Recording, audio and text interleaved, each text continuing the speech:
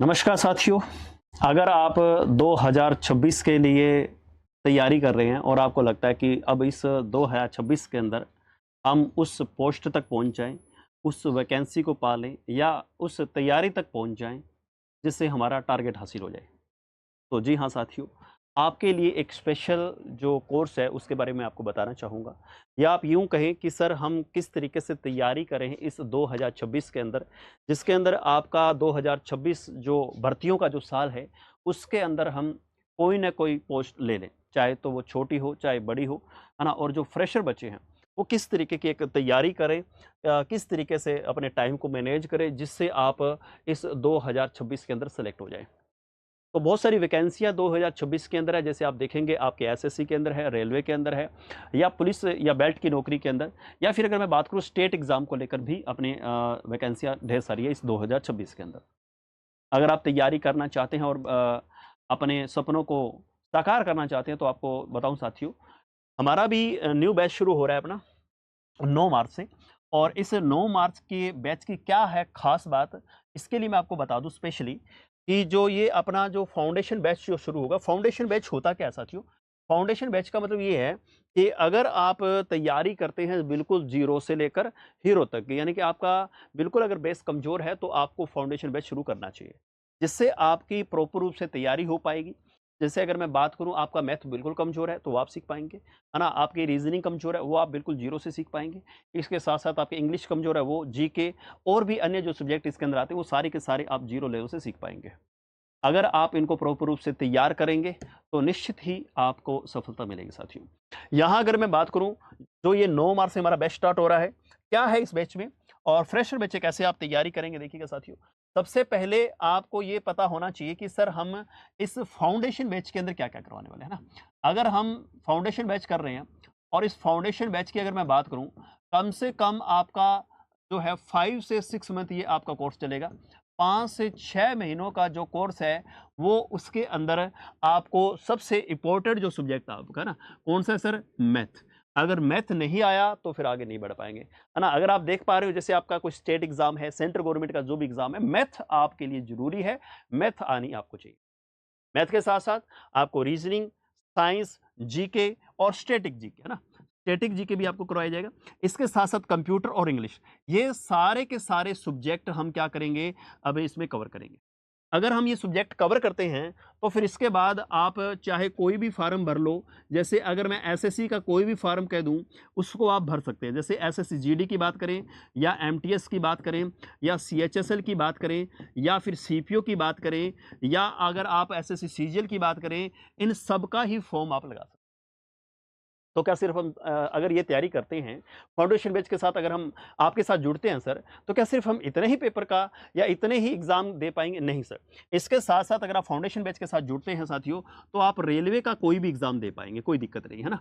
Railway का exam दे पाएँगे। इसके साथ-साथ आप बैंकिंग के अंदर भी जा सकते हैं, और अगर बैंकिंग के अंदर भी जाएँगे, तो इसमें से आपका 80 से 90% वो भी कवर हो जाएगा।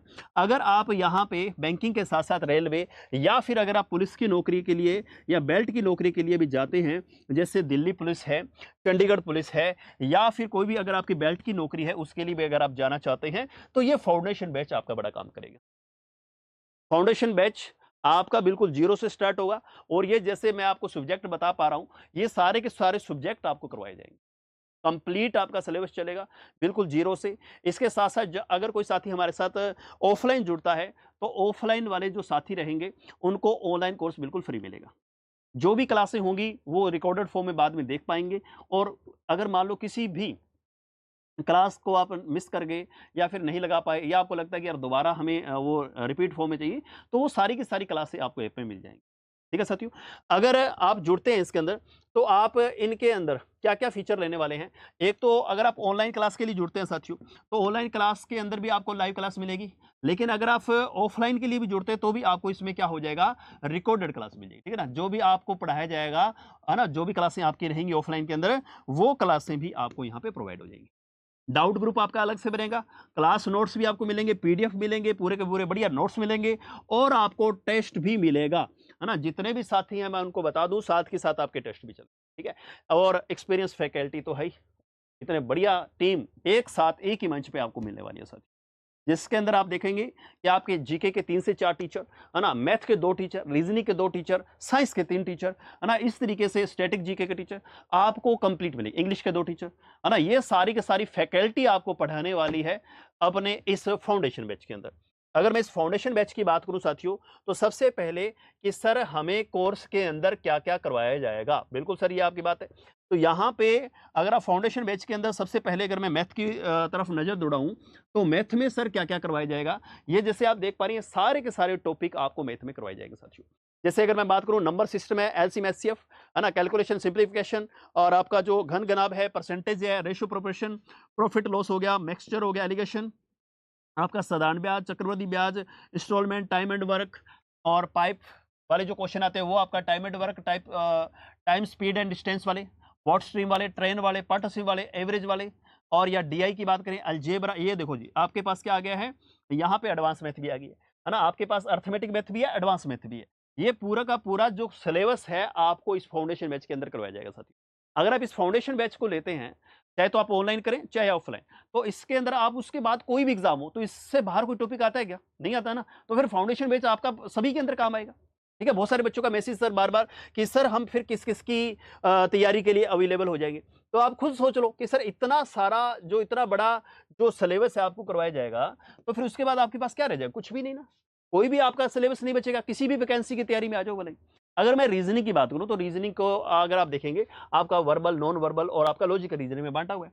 जैसे अगर मैं बात करूं कोडिंग डिकोडिंग हो गया, आपका एनालॉजी हो गया, classification, series, blood relation, direction, Venn diagram, syllogism, ranking test हो गया, सीटिंग अरेंजमेंट हो गया, ऑर्डर एंड आपका सीक्वेंस हो गया, है ना, मिसिंग नंबर हो गया, और इसके साथ साथ वर्ड फॉर्मेशन, कंडीशनल और आपके नंबर जो होते हैं, कैलेंडर आपको करवाया जाएगा, क्लॉक, मैथमेटिकल ऑपरेशन कर लो चाहे बोर्ड मैथ्स वाला कर लो, है ना। इसके अलावा अर्थमेटिक जो आपके रीजन है वो एज वाला टॉपिक आपको करवाया जाएगा, डाइस का, cube and cuboid, equality, matrix और डाटा सफिशिएंसी, इनपुट आउटपुट, ये सारे टॉपिक करवाएंगे। बिल्कुल सर, ये टॉपिक करवाएंगे। इसके साथ साथ आपको रीजनिंग के अंदर लॉजिकल रीजनिंग करवाया जाएगा। लॉजिक जैसे सर स्टेटमेंट वाले जितने भी टॉपिक है, स्टेटमेंट वाले जितने भी टॉपिक हैं वो सारे करवाए जाएंगे। जैसे आपके पास कथन पूर्व धारणा है ना, जिसको स्टेटमेंट एजम्पशन बोलते हैं, और इसके साथ साथ आपका कंक्लूजन है, आर्ग्यूमेंट, एक्शन, ये सारे के सारे आपको करवाए जाएंगे।